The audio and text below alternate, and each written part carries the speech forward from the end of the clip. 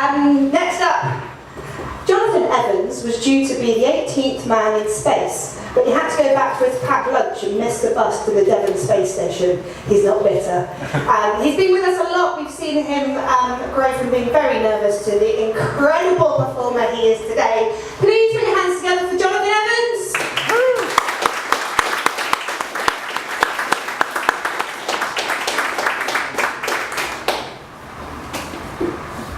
I have to sit down in case I fall over. Right, this is called Shootout at Seal Rocks. The air is thick, like honey. It sticks to my skin. To my left, there's a wide sweep of beach. To the right, a low rocky plunge. On the sand, in the boat, is a ferocious buzz around the slag-jawed carcass of a fish, and a thumb-sized fly is perched on one of its eyes. The wind riffles something on the beach, some sort of plastic sacking with faded writing, bleached by the rain, the wind and the sun. I notice a group of cars heading out of town. It seems as though everybody's leaving but me. Still, I figure, if things get bad, I can always crash out in the pub. Getting there hasn't been a problem. Leaving Sydney, I got a lift with a guy who trained racehorses for a living. He dropped me by the turn at Boolanby, from where I guessed it was about 30 k's to Seal Rocks. It was just after midday, so there was still a bit of traffic. Within a few minutes, a truck carrying beer supplies stopped, and I climbed aboard. We rolled down a dirt road through the rainforest, listening to the strains of FM radio, punctuated by warnings of a tropical cyclone, all the while getting tantalising glimpses of the wide blue Pacific and its famous surf break through gaps in the canopy. After about half an hour, we reached the shoreline and pulled up outside the Seal Rocks Hotel. It was eerily quiet. I thanked my friend for the lift, climbed down, and set off in search of the campground. When I arrived, everyone it seemed had gone. Bad news about bad weather travels fast, I guess. I found a good spot and dropped my tent. Jeez, it's gonna blow like a bastard. The voice came from an old guy living in a caravan parked in a sheltered spot under a cliff overhang at the back of the park. G'day. How you doing? I'm Bill. Happened like this in '73. Blew like a bastard for 3 days and washed everything out. You sleeping in that? He said, pointing to my tent, a red plastic thing, not really waterproof, but lying cheap. She'll be in tatters within the hour. Best drag your gear into my place. Thanks all the same, but I reckon I'll be okay. I finished putting my tent up, stored my rucksack inside, put on my board shorts and headed across a small strip of tarmac towards the beach. As I did, I noticed more people on their way out. Back on the beach, there's sweat in the air, and the water's unnaturally low. Off to the right, a flash of lightning followed seconds later by a long rolling boom like gunfire. Out at sea, there's an enormous wall of blackness, terrifying. I'd seen storms before, but this was altogether different. The sea, however, was behaving normally, just a 1 metre swell, and this relaxed me. After all, it wasn't as if a typhoon was roaring in, was it? As soon as I had this thought, the wind began to pick up. Not too much, but with it came the first gobs of rain. As I looked again out to sea, I saw a dark, dense curtain moving rapidly towards me. I turned and ran towards my tent. Time to hunker down. I dove in and lay on top of my sleeping bag. Seconds later, the rain hit with biblical force. For a moment, everything was okay, and then a little leak appeared in the corner. Not surprising, really. A sudden gust of wind and the tent billowed like a parachute. Another gust, this time even stronger, and by now the floor of the tent began rippling in the areas where I wasn't in touch with the ground. The tent was really small with no room to stand up, so I lay down and, unable to do anything else, tried to read my book, The Glass Bead Game by Herman Hesse. If truth be told, I wasn't really enjoying it. As the title says, it's about a glass bead game which is beautiful, intricate and basically pointless, which just about summed up my view of the book. The wind outside was howling, and when I looked through my tent flap I could see stuff flying everywhere. Airbeds, trash cans, buckets, paper, plastic bags and the occasional article of swimwear.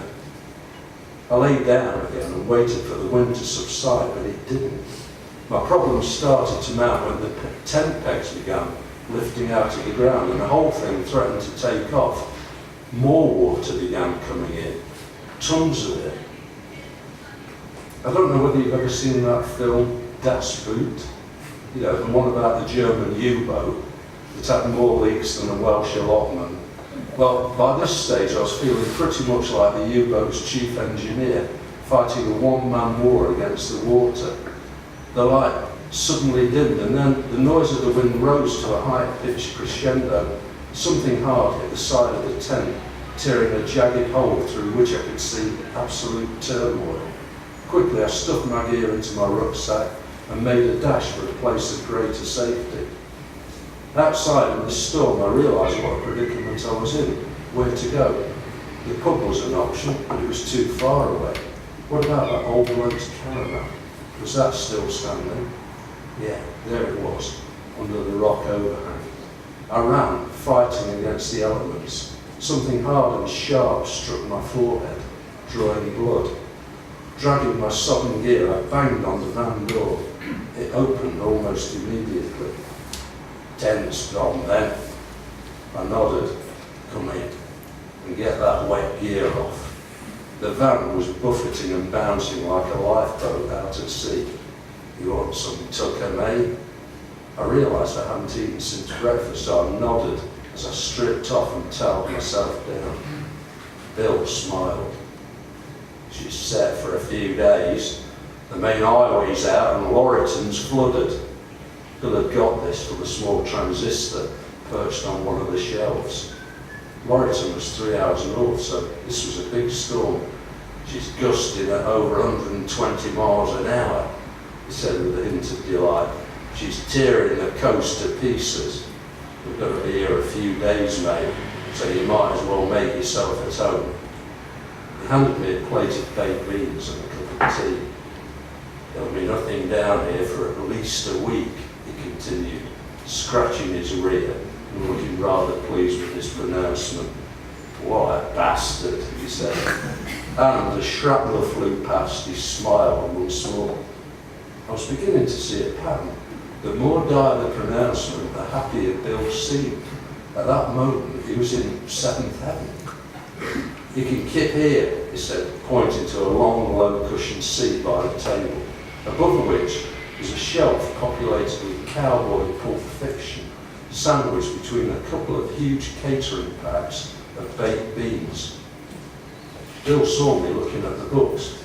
Like a good read, do you? Yeah, I replied. What do you think of this? He passed me a tattered paperback. Murder at Wombat Wells. I opened it and began reading. Burl Wilson spat into the dirt. That rat, Todd Ellinger, was going to pay for this. He ran his hand over the smooth metal barrel of his Colt revolver. Its heft felt welcome, and its weight told him it was fully loaded and ready for business. I've got a whole collection. There must have been over 100. Rustlers of the Purple Sage, Shootout at Pistol Ridge, The Siren of Rattlesnake Creek, and Bury My Heart at Brumley Gulch.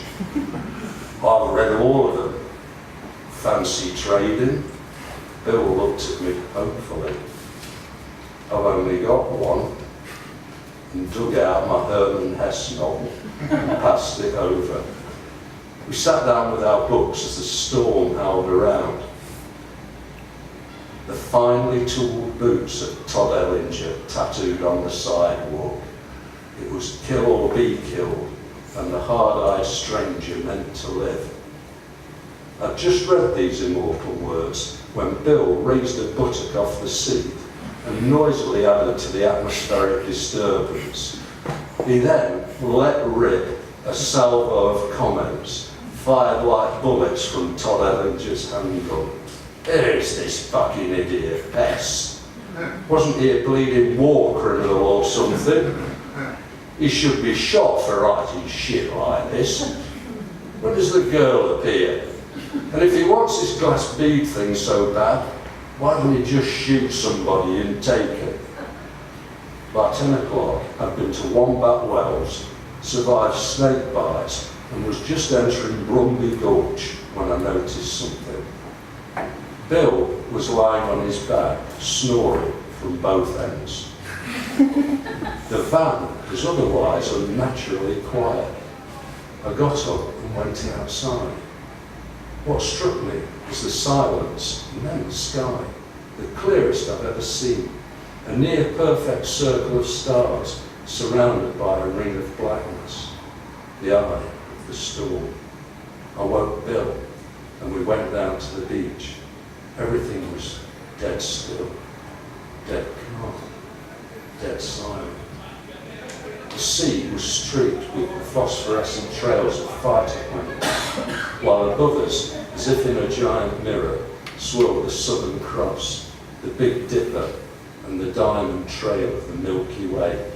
Even now I can't really describe the scene, but Bill, in his own way, summed it up perfectly. I'll be buggered. We stayed there until we felt a breeze stirring and knew that once the eye passed over, the full fury of the storm would be visited on us again. And so it was that even before we got back to the van, twigs and leaves were again flying through the air. We stayed together in the van for 4 more days, eventually running out of cooking gas, and unfortunately having to use the glass bead game to light campfires under our rock overhang. The minor roads were still washed out on the day I left to walk the 30 clicks to the main highway. Bill walked with me as far as the edge of town. He shook my hand. Time to saddle up, old hoss, and head for the Alamo. There's a wide range out there just waiting for you. I turned and headed inland. As I crested the first rise, I saw Bill raise his arm to me in farewell, and I made my mind up that one day I'd send Bill an addition to his collection of stories describing our shootout at Seal Rocks.